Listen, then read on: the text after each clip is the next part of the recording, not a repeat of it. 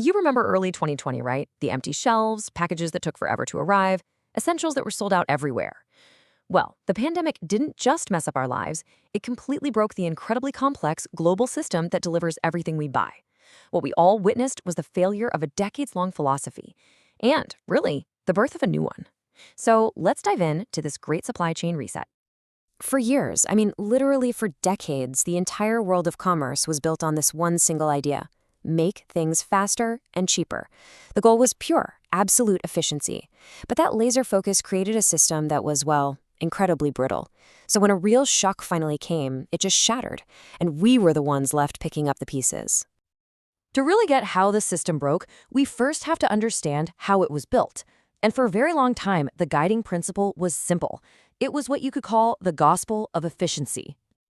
This quote from Apple's Tim Cook, wow, it just perfectly captures the mindset. Inventory is fundamentally evil. Think about that for a second. Having extra stuff on hand wasn't a safety net. It was a waste, a flaw, a sin in the system. The absolute goal was to have nothing sitting idle, ever. This whole philosophy got baked into a strategy called just-in-time, or JIT. The idea is pretty simple on the surface. A part for a car or a chip for your phone, it arrives at the factory just in time to be installed. No need for big warehouses full of parts, no money tied up in stock. And look, in normal times, it's a brilliant way to cut costs, but it has this huge, hidden weakness. It has zero, and I mean zero, room for error or disruption. And that weakness, oh boy, it was about to be exposed in a massive way. Which brings us to the moment it all came crashing down. The Great Disruption. This was the ultimate stress test for this global machine. On paper, and for a long time in the real world, the system looked just like this. It's a beautiful, orderly flow, right? Raw materials get pulled out of the ground, they become components, those get assembled, and the final product magically gets delivered to you. Simple, clean, efficient, almost too perfect. But then the pandemic hit. And that triggered the first shockwave. Look right at the beginning of the chain, the raw materials and the component manufacturing. Factories shut down. And just like that, the flow stopped dead right at the source, creating these massive bottlenecks that would ripple through the entire system.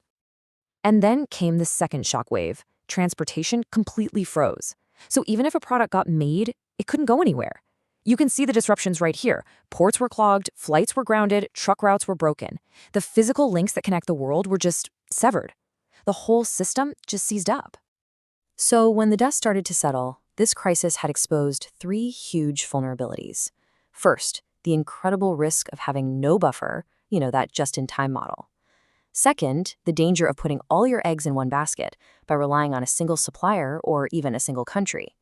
And third, a really shocking lack of visibility. Companies had no idea what was happening deep inside their own supply chains.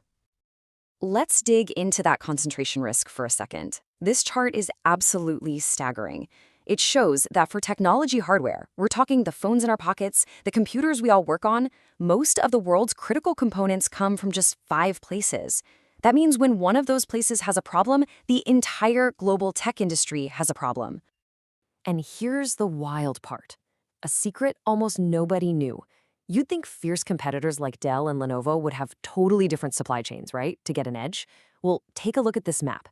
The data shows that a whopping 75% of Dell's most connected suppliers are also shared with Lenovo. They were both plugged into the exact same fragile network. A disruption to one was a disruption to all. Out of all this chaos, a new vocabulary started to emerge. It's not just about efficiency anymore. Now, it's about agility. That's your ability to pivot really, really quickly. And resilience, which is your ability to basically take a punch and get right back up. These two ideas are now at the very heart of every supply chain conversation. So what does a resilient supply chain actually look like in the real world? Let's take a look at a fascinating case study of a company that actually thrived during all the chaos, because it was built differently from the very start. Okay, on the left you see a traditional retail chain. It's long, it's fragmented, a whole bunch of separate companies. On the right, you see the model used by the Chinese e-commerce giant JD.com. They cut out all the middlemen. By integrating the agent, the distributor, and the retailer all into one, they created this much shorter, much more direct path from the factory straight to the consumer. And this integrated structure gave them three massive advantages. First, because most of the steps happen inside one company, you get incredible collaboration. Second, amazing information sharing. What customers are buying flows directly back to suppliers in near real time. And third, you put those two together and you get superior agility. They could react to changes almost instantly. So, the big question, did it work? Well, the numbers here really speak for themselves. In February 2020, at the absolute peak of the crisis in China, JD.com was able to meet a staggering surge in demand. Sales of fresh products grew 130% compared to the year before. They didn't just survive, they delivered. Now, JD.com's model is pretty unique, but the principles behind it, resilience and agility, those are universal. And today, technology is giving every company the tools they need to build a stronger, smarter supply chain. This is basically the new tech stack for survival. You've got data analytics to see trouble coming before it hits, cloud platforms to stay flexible and let everyone collaborate, warehouse automation to keep things moving when people can't, and AI-powered forecasting to try and make sense of a really volatile world.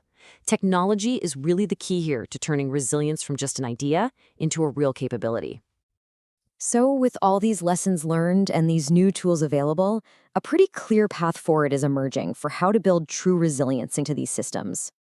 Based on analysis from agencies like CISA, it pretty much boils down to 4 key steps. 1. Map your entire network, not just the suppliers you talk to every day. 2.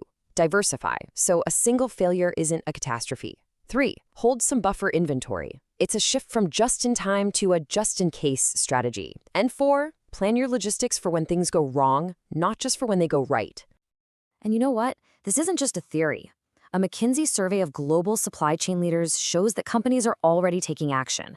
Look at this. Over half are dual sourcing materials. Almost half are increasing their inventory of critical products. They are actively rewiring their networks for this new reality. This slide really is the big picture. We are witnessing a fundamental paradigm shift. We're going from a world of just-in-time to one of just-in-case, from a singular focus on cutting costs to a balanced focus on mitigating risk. Efficiency is no longer king. Resilience is the new key to the kingdom. And I think the key takeaway here is that the future isn't about choosing resilience over efficiency. It's about finding a new, smarter balance between them. It's a complex, delicate dance between keeping costs down, being able to withstand shocks, and, on top of all that, doing it sustainably. The only way to manage that whole act is with better technology and total transparency.